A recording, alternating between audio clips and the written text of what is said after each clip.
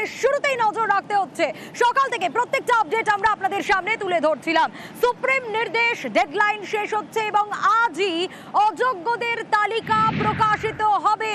SSC তালিকা প্রকাশ করবে দুপুর 3টে, কিন্তু তার আগে নয়। কেন নয়? কোন রকম কোনো তাড়াহুড়ো এসএসসি করতে চাইছে না। বারবার ক্রস চেক করা হচ্ছে।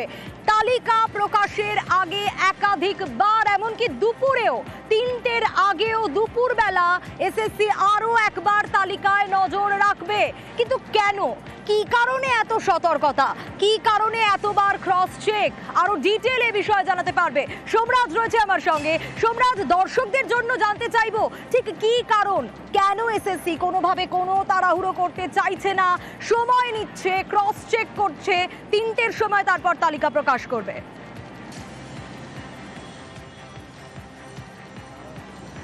দেখো, তাড়াহুড়ো করতে চাইছে না তার কারণ প্রথমত তুমি জানো যে সম্প্রতি যোগ্য শিক্ষক শিক্ষিকাদের তরফে যে আন্দোলন করা হয়েছিল, সেই আন্দোলনের পরে স্কুল সার্ভিস কমিশন বিভিন্ন জেলা স্কুল বিদ্যালয় পরিদর্শকদের অফিসে যোগ্য শিক্ষক শিক্ষিকাদের জেলাভিত্তিক তালিকা পাঠিয়েছিল, অর্থাৎ ডিআইদের কাছে সেই তালিকা পাঠিয়েছিল। সেই তালিকার সঙ্গে অযোগ্য তালিকার যাতে কোনো রকম ফারাক না থাকে, অর্থাৎ পার্থক্য থাকে, অর্থাৎ এতে যাতে কোনো রকম সমস্যা না হয়, আগামী দিনে মামলার আশঙ্কা যাতে তৈরি না হয়। এসএসসি মনে করছে যে এই অযোগ্য তালিকা প্রকাশ হবার পর ফের মামলা হতে পারে। আগামী সপ্তাহেই স্কুল সার্ভিস কমিশন নবম, দশম ও একাদশ দ্বাদশের শিক্ষক নিয়োগের লিখিত পরীক্ষা নেবে। তার আগে ফের মামলার জটিলতায় যেতে চাইছে না এসএসসি অযোগ্য তালিকা প্রকাশের পর। আর সেই কারণেই এসএসসি বারবার এই অযোগ্যদের তালিকা খতিয়ে দেখতে চাইছে। এখনো পর্যন্ত কমিশনের সদর দপ্তরে চেয়ারম্যান বা সচিব আসেননি। তারা কিছুক্ষণ বাদে এসে পৌঁছাবেন। পৌঁছে আবারও তালিকা যাচাই করা হবে এবং সেই তালিকা চূড়ান্তভাবে যাচাই করার পরেই দুপুর 3টের পর সেই তালিকা এসএসসির ওয়েবসাইটে দিয়ে দেওয়া হবে।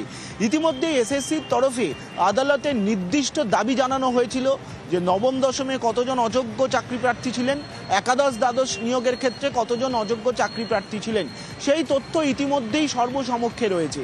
সেই তথ্য অনুযায়ী এসএসসির তরফে আজ এই তালিকা প্রকাশ করা হবে। কিন্তু সেই তালিকা প্রকাশ করার আগে বারবার যাচাই করে নিতে চাইছে এসএসসি, কারণ তোমাকে মনে রাখতে হবে যোগ্য শিক্ষকদের তালিকা ইতিমধ্যেই বিভিন্ন জেলায় জেলায় ডিআইদের কাছে রয়েছে।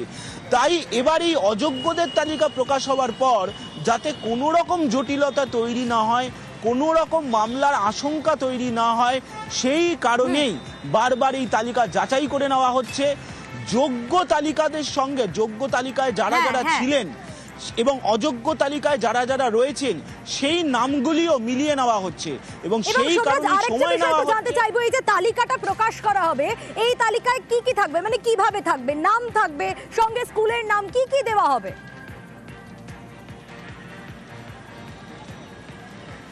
দেখো, স্কুলের নাম কোনোভাবেই রাখা হচ্ছে না তালিকায়। তার কারণ এসএসসির কাছে এটা এখনো পর্যন্ত স্পষ্ট নয় যে যারা অযোগ্য প্রার্থী হিসেবে চাকরি পেয়েছিলেন তারা কোন কোন স্কুলে যোগ দিয়েছিলেন বা আদেও যোগ দিয়েছিলেন নাকি, বা যোগ দেওয়ার পর তারা অন্য কোনো স্কুলে চলে গেছেন নাকি ট্রান্সফার নিয়ে, এটা এসএসসির কাছে সেই তথ্য স্পষ্ট নয়। ফলত অযোগ্য প্রার্থীদের যে তালিকা, সেই তালিকায় স্কুলের নাম দেওয়া থাকবে না, শুধুমাত্র তাদের নাম আর রোল নাম্বার দেওয়া থাকবে। নাম ও রোল নাম্বার দিয়েই এই তালিকা প্রকাশ করা হবে। আর মাত্র কয়েক ঘন্টার অপেক্ষা, তারপরেই এই তালিকা প্রকাশ করে দেওয়া হবে। দুপুর 3টের পর এই তালিকা প্রকাশ করে দেওয়া হবে এবং এসএসসি অফিসে তুমি দেখতে পাচ্ছ এই মুহূর্তে, তুমি যে ছবি দেখতে পাচ্ছ, এসএসসির সচিব তিনি এসে পৌঁছেছেন। তুমি দেখতে পাচ্ছ সেই ছবি, এসএসসির যিনি সচিব তিনি এইমাত্র কমিশনার অফিসে এলেন। অর্থাৎ যেটা তোমাকে বলছিলাম, সচিব এসেছেন, কিছুক্ষণ বাদেই এসএসসি চেয়ারম্যান এসে পৌঁছাবেন। অর্থাৎ যেটা তোমাকে বলছিলাম যে এই সচিব এলেন, চেয়ারম্যান এলেন, এর পরবর্তী পর্যায়ে তালিকা যাচাই হবে। তালিকা যাচাইয়ের পর অযোগ্যদের এই তালিকা প্রকাশ করে দেওয়া হবে। মনে করা হচ্ছে দুপুর 1:30টার পর থেকে তালিকা যাচাই পর্ব শুরু করবে এসএসসি, তারপরেই অযোগ্যদের তালিকা প্রকাশ করে দেওয়া হবে এসএসসির ওয়েবসাইটে। একেবারে সোমরাজ, অবশ্যই আমাদের নজর থাকবে, কারণ 2021 থেকে 2025 এসএসসি নিয়োগ দুর্নীতি মামলা কোন পথে এগোয় দেখে নেওয়া যাক।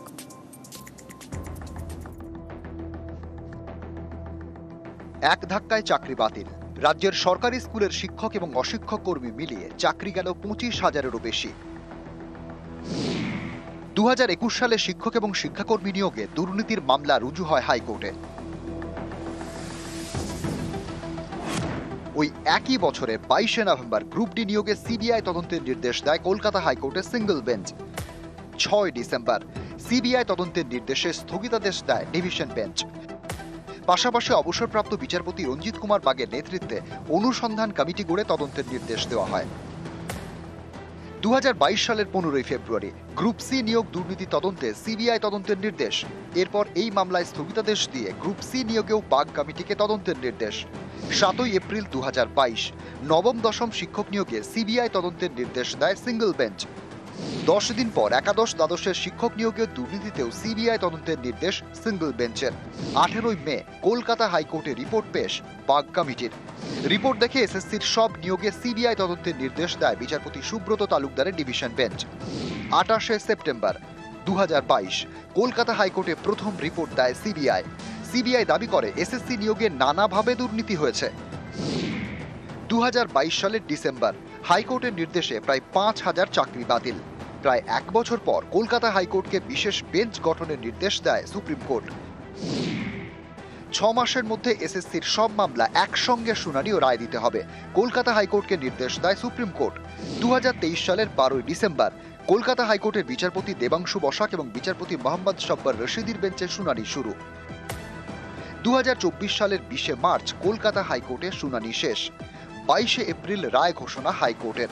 2016 সালের এসএসসির প্যানেল বাতিল করে দেয় হাইকোর্ট। চাকরি বাতিল প্রায় 26,000। হাইকোর্টের এই রায়কে চ্যালেঞ্জ জানিয়ে সুপ্রিম কোর্টে মামলা। 3 এপ্রিল 2025 কলকাতা হাইকোর্টের রায় বহাল রাখল সুপ্রিম কোর্ট। এক ধাক্কায় চাকরি গেল 25,000-এরও বেশি। নিউজ 18 বাংলা। আর নিয়োগ পরীক্ষার জন্য আবেদন একাধিক অযোগ্য প্রার্থীর। পরীক্ষার জন্য কত অযোগ্যর আবেদন আজ সেই তালিকাও এসএসসি প্রকাশ করবে। আরো ডিটেল এ বিষয়ে জানাতে পারবে সোমরাজ রয়েছে আমার সঙ্গে। সোমরাজ, অর্থাৎ জোড়া তালিকা কোথাও গিয়ে মানে কতজন অযোগ্য আবেদন করেছে সেটাও আজ জানা যাবে।